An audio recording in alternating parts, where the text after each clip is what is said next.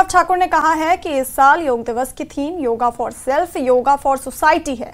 उन्होंने कहा कि वो तैयारियों को अंतिम रूप दे रहे हैं। उन्होंने कहा कि योग पूरी दुनिया में होता है, इसलिए प्रधानमंत्री के दौरे से राष्ट्रीय और अंतर्राष्ट्रीय स्तर पर भी सकारात्मक संदेश दिया जाएगा।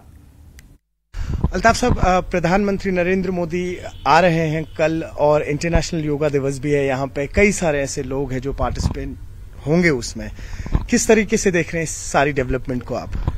देखिए, योगा का मतलब ही हेल्थ, और नरेंद्र मोदी जी ही वो शख्सियत है जिन्होंने योगा को इंटरनेशनल लेवल पे इंट्रोड्यूस किया, और जो मान्यता इंटरनेशनल लेवल पे है वो मोदी जी की तरफ से ही मिले।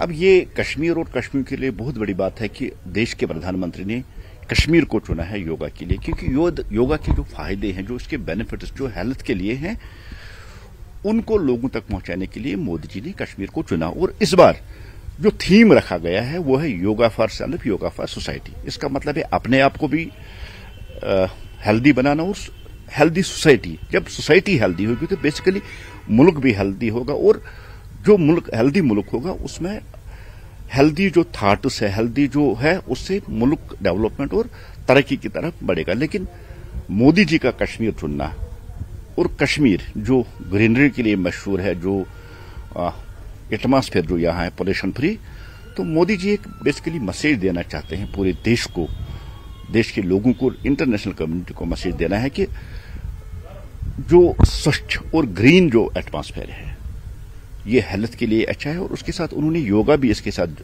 जोड़ा है इसी ग्रीनरी में, कि जो एटमॉस्फेयर है, एटमॉस्फेयर को आप साफ सुथरा रखिए और योगा करके अपने हेल्थ और अपनी सोसाइटी को आप ये हेल्दी बनाइए, और हेल्दी सोसाइटी से ही हेल्दी कंट्री जो है वो वजूद में आता है।